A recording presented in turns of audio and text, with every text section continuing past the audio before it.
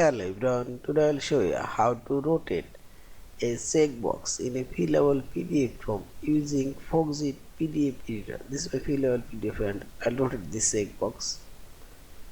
Now select Form option this menu bar and here you will find this select icon. Click on this down arrow and select annotation. Now drag your mouse cursor, select the checkbox and click Properties dialog box and go General option and this Appearance option select and this is General option. This General option here you will find this Orientation option and you can see this orientation and see this. Also I'll say this one. See this one says also and this one.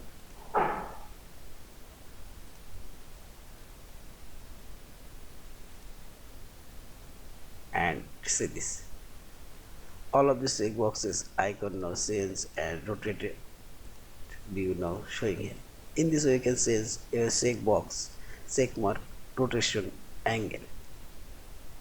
Yeah, and finally select this file option, save or save as a fillable PDF form. Thank you for watching. Please subscribe, like, share and comment.